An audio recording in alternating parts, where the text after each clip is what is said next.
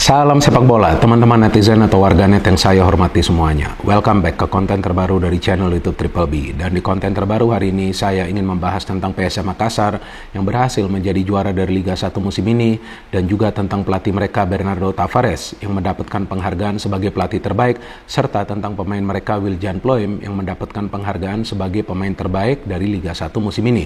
Tetapi pertama-tama saya ingin mengucapkan selamat kepada teman-teman yang merupakan fans atau penggemar dari PSM Makassar, karena tim yang kalian support berhasil menjadi juara dari Liga 1 musim ini.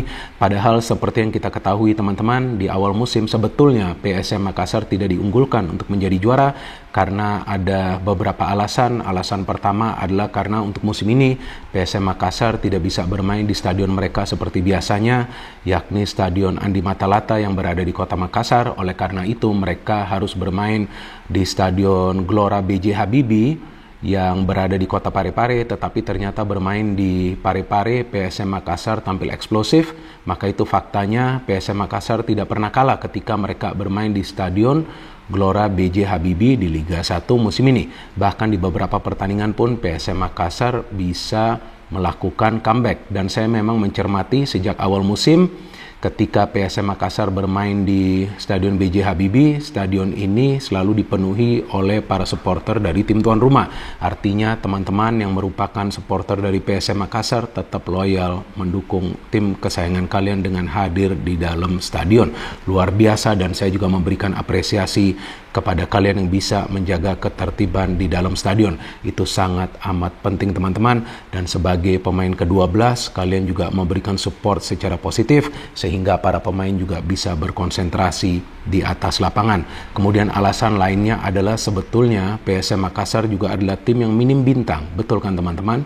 Yang kita tahu di sana ada Maestro Wiljan Ploem, tetapi pemain-pemain lain itu kan adalah pemain-pemain yang sebetulnya juga membutuhkan pengertian taktik ya dan strategi agar mereka juga bisa menyatu di atas lapangan supaya bisa membawa hasil akhir yang positif bagi timnya. Maka itu yang diperlukan adalah pelatih. Nah, dalam hal ini alasan lainnya bahwa PSM Makassar di awal musim tidak diunggulkan karena mereka juga di musim ini dilatih oleh pelatih baru yang namanya Bernardo Tavares, yang sebelumnya juga saya tidak familiar dengan namanya teman-teman, tetapi sekarang ketika dia di awal musim juga sudah terlihat ya progres permainan dari PSM Makassar. Nah, sekarang dia ini menjadi salah satu pelatih terbaik di Liga 1 musim ini teman-teman. Memang dia mendapatkan penghargaan pelatih terbaik dari Liga 1 musim ini, tetapi ya kita tahu ada pelatih-pelatih bagus lainnya kan, seperti Thomas Doll yang juga bisa mengubah permainan dari Persija Jakarta, ada juga Luis Milla di Persib Bandung, dan ada beberapa pelatih asing lainnya. Tetapi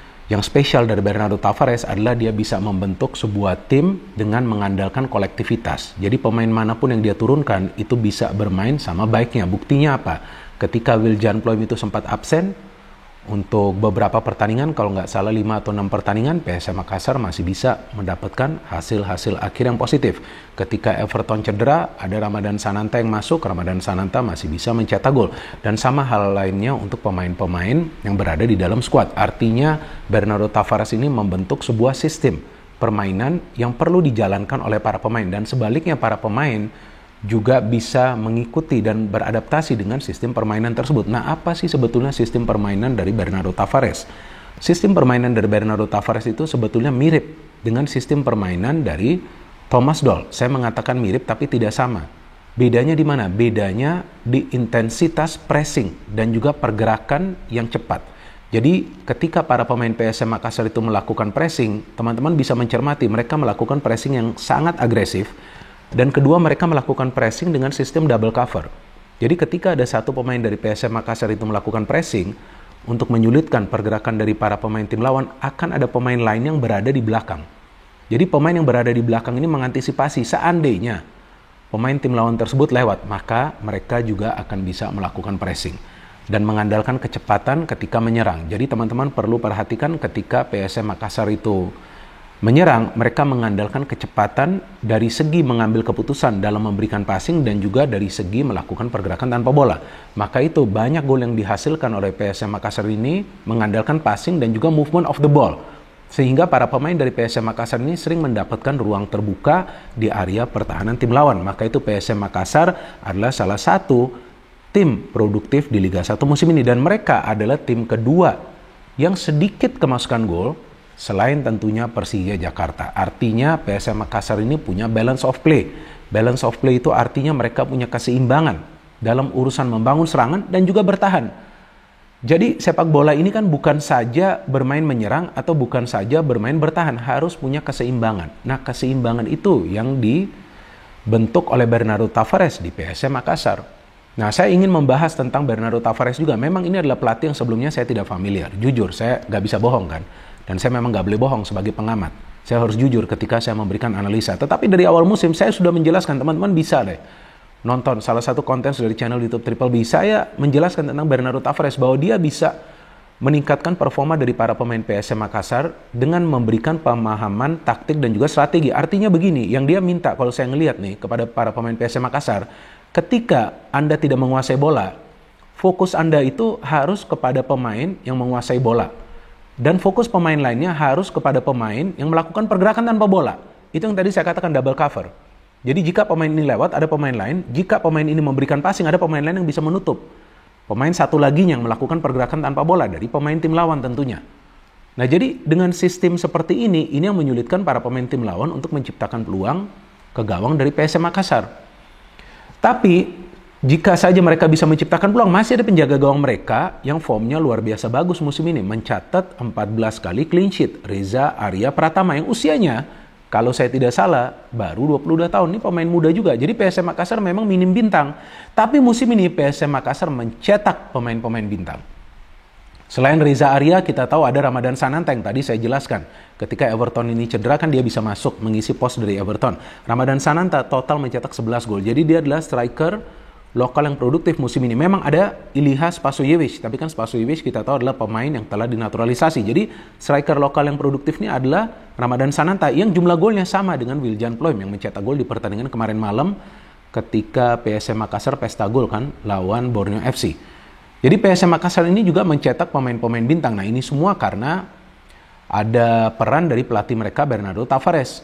Maka itu sistem dia juga bisa dipahami oleh para pemain dengan cepat. Dan bagaimana caranya para pemain itu bisa beradaptasi dengan sistem permainan dari Bernardo Tavares? Nah, teman-teman harus ingat bahwa dari awal musim PSM Makassar itu bukan saja bermain di Piala Presiden, tetapi juga bermain di AFC Cup. Bahkan mereka lolos sampai ke final zona ASEAN AFC Cup, betul kan? Nah, itu adalah momen atau juga kesempatan bagi para pemain untuk bisa belajar sistem permainan dari Bernardo Tavares dan juga untuk bisa membentuk chemistry di antara mereka. Sehingga ketika mereka bermain di Liga 1 kembali, mereka bermain dengan konsep yang sama. Dan kita lihat sentuhan mereka gak hilang. Karena kekompakan di antara para pemain ini luar biasa. Bahkan banyak pemain muda kan yang bisa diorbitkan dari tim ini. Seperti ada Sultan Zaki, ada Zaki Ashraf, ada Ananda Raihan Alif, Ramadan Sananta juga salah satunya, kan luar biasa. Maka itu sebetulnya tidak ada pemain bintang di PSM Makassar. Kalau ditanya siapa bintangnya, ya bintangnya adalah pelatih mereka yang bisa membentuk tim yang solid, yang bisa membentuk tim yang mengandalkan kolektivitas. Dan kemudian ada juga Wiljan Ploem, pemain yang loyal membela PSM Makassar sejak tahun 2016, sudah lebih dari 5 tahun. Usianya sekarang 34 tahun, tapi sentuhannya masih luar biasa. Kita lihat di pertandingan kemarin malam, dia bisa memberikan 1 assist, dia bisa mencetak 1 gol. Dan dia total mencetak 11 gol, total memberikan 10 assist. Ini pemain yang luar biasa, pemain yang setia, pemain yang bermain dengan hati. Setiap kali dia membela PSM Makassar. Dan dia juga bisa menjadi mentor bagi pemain-pemain muda lain yang berada di PSM Makassar. Dan saya melihat ada juga sosok pemain yang kuat di lini pertahanan seperti Yuran Fernandes ya, terlepas dia juga harus mengontrol emosinya ya. Tapi ini juga pemain yang bagus. Jadi pembelian pemain-pemain asing dari PSM Makassar juga sukses. Ada Kenzo Nambu, ada juga Everton.